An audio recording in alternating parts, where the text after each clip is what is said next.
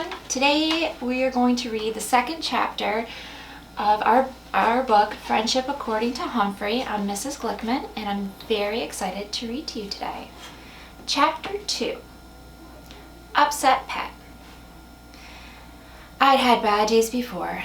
The worst day was when Miss Mack left. She was the substitute teacher who found me at Petarama and brought me to room 26. She almost broke my heart by moving to Brazil, which is so far away. I'd also overcome problems before, like getting Mrs. Brisbane and her husband Bert to go from not liking me to liking me a whole lot. But I'd never had a problem like this. How to make friends with a frog. Back in my early days at Petarama, I'd met guinea pigs, mice, rats, gerbils, and chinchillas in the small pet department. If there were frogs around, they must have been over with the fish and less interesting pets. After school was over, Mrs. Brisbane gathered up her coat, gloves, and books, walked over to Og and me, and said, "Well, fellas, you're on your own tonight. Have fun." And with that, she left. I recalled the first night I was alone in room 26. As it slowly got dark outside, I slowly got scared inside, and I would have liked a friend to talk to that night. Maybe Og felt the same way. Like Tabitha, Og was new to the class, and I thought I should try to make friends with him. Mrs. Brisbane had said it's not easy to be new. You should always listen to your teacher. "Don't worry, Og," I squeaked to him. "They'll all be back tomorrow, and Aldo will be here later." I waited for an answer. All I heard was silence. I knew he probably couldn't understand me. Still, I learned to understand what humans said. And for the most part, they seemed to understand me when I chose to squeak up. Surely I could do as well with a frog. I decided to try again. "Can you hear me?" I squeaked as loudly as possible. Either he couldn't hear me, or he was just plain rude. I couldn't see him all that well from my cage. What with my wheel, my ladders, tree branches, sleeping house, and mirror. Since I knew Aldo wouldn't come in to clean the room for hours, I decided to introduce myself as an experienced and well-loved classroom pet. I could share my wealth of knowledge about the schedule, the students, and the studies in room 26. Og could come to me for advice whenever he wanted. After all, you can learn a lot by taking care of another species, and Mrs. Mack told me. Surely that included frogs. I easily opened the door to my cage. It has a lock that doesn't lock. However, I'm the only one who knows about it. To humans, it looks like a tightly latched, but trust me, it's not. "I'm coming over, Og," I announced. Again, there was no response. I scampered over to meet my new roommate anyway. The glass tank had a big dish of water on one side and pebbles and plants on the other. There was a screen over the top. Sitting under a large green plant was a large green lump. I tiptoed over close to the glass and peered in. The lump was even uglier than I first thought, at least compared to me. After all, I am a golden hamster with soft fur, dark, inquisitive eyes, and a little pink nose. Intelligent humans, such as Miranda Golden and Saeed Nazar, have told me I am cute.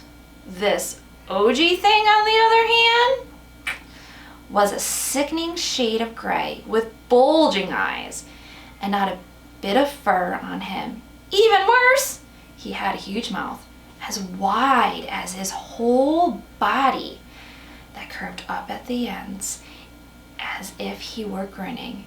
He didn't look happy, just creepy. I tried not to shudder. "Allow me to introduce myself. I'm your neighbor Humphrey," I squeaked as politely as possible. No answer. Maybe he couldn't hear me. After all, he didn't have cute rounded ears like mine. He didn't seem to have ears at all. But at least he could see I was acting in a friendly manner. "Og?" Stepping closer, I squeaked a bit louder this time. "Even though we don't know each other, I'm happy to extend my paw of friendship." Then, with no warning at all, Og lunged right at me and let out a very loud boing. I must have leaped a foot backward. Og couldn't get through the glass. But goodness, he startled me. I was only trying to be friendly, I told him, backing up toward my cage. Bong! He sounded like a broken guitar string. I sneaked a peek at him. Was that a grin? Or a sneer? My heart was still pounding as I darted back into my cage and slammed the door behind me.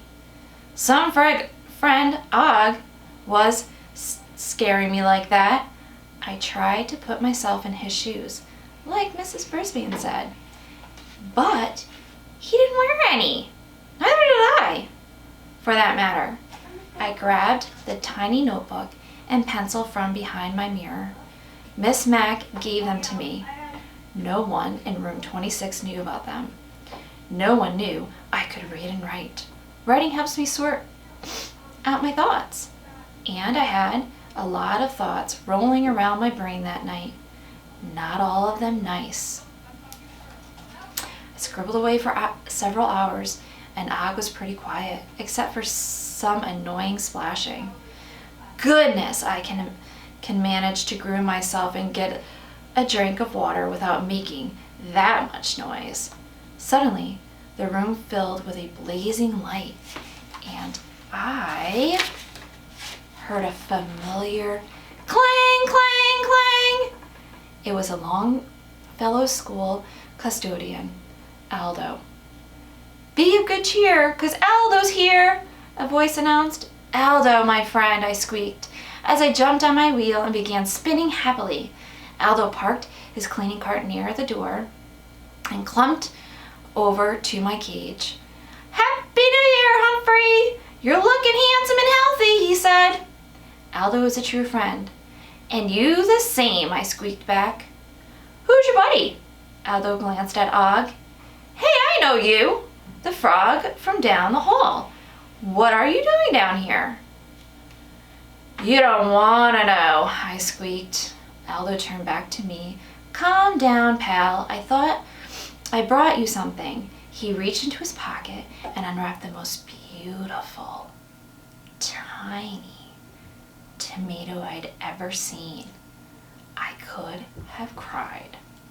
"Thanks, Aldo," I squeaked as I tucked the treat in my cheek pouch. "You're welcome, Humphrey." Aldo looked over at Og again. "Sorry, I didn't know what frogs eat." You don't want to know that either," I assured him. Aldo grabbed a paper bag and pulled a chair up close to me. "May I join you for dinner?" he asked. He didn't need to ask. We'd shared many happy evenings while he took his dinner break. I took a deep breath. Aldo gave off a pleasant smell of chalk dust and pine spray. He smelled the way I imagined a forest smells. Somewhere, way, way, way back in time, wild hamsters must have lived in forests, down in sweet, earthy piles of rotting leaves and fallen pine cones. Yep, Aldo smelled like home. "Mind if we have a little talk?" he asked. Of course I didn't. I'd been trying to get old Lumpy to talk all evening. "I've got something to tell you, Hump. Remember how I gave my girlfriend Maria an engagement ring for Christmas? Well, I've got bigger news. On New Year's Day, she and I ran off and got married. He held up his left hand. A gold band glittered on one finger. I hope you'll be happy, happy, happy, I squeaked with delight. Thanks, pal. I know I told you that you'd be at my wedding, but we decided to get hitched quietly. You understand? He asked. Naturally, I squeaked. Yes. After all, I helped them get together in the first place. And when I met Maria, she was as nice as Aldo. Yep, I'm an old married man now. Really happy. But I've started thinking, Humphrey, I like this job, but it doesn't pay a whole lot. Aldo paused to chew a bite of his sandwich. I'd like to have kids and a house and maybe raise a couple of hamsters of my own. Fine with me, as long as he didn't raise any frogs. I sure would love to change my evenings free to spend with my family. Pal, gotta find a way to get a better job, Aldo continued. You can do it, I squeaked. Aldo was quieter than usual as he finished his dinner. I spun my wheel to entertain him, but he was lost in thought. Finally, he folded up his bag. Guess I'm not good company tonight, Humphrey. I bet that frog makes better conversation than I do. Fat chance, I squeaked. After Aldo cleaned the room and left, I did some thinking. Personally, I believed Aldo was already as fine a human as I'd ever seen. I'd miss him if he worked somewhere else. But he was my friend, so if he wanted a better job, I wanted to help him. I started jotting down ideas in my notebook and lost track of time. Later, I heard splashing. I'd almost forgotten about you-know-who next door. Hey, what's shaking, Og? I called out to him. Maybe he thought over his bad behavior and wanted to apologize for his bad manners.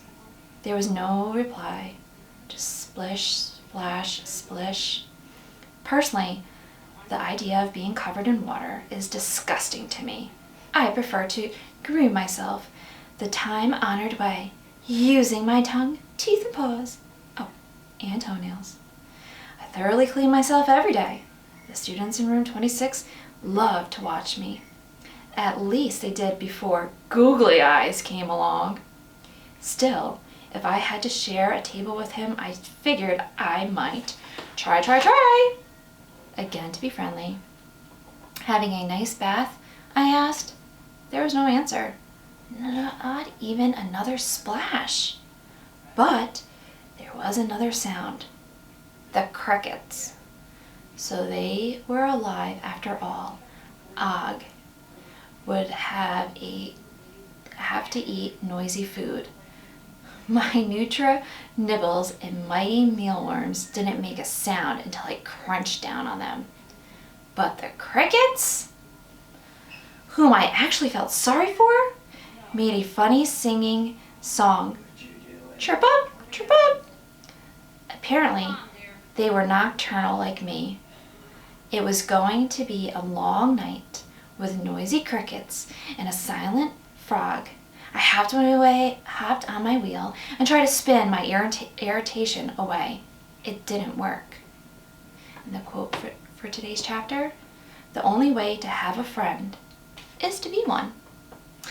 Thank you for reading this along with me.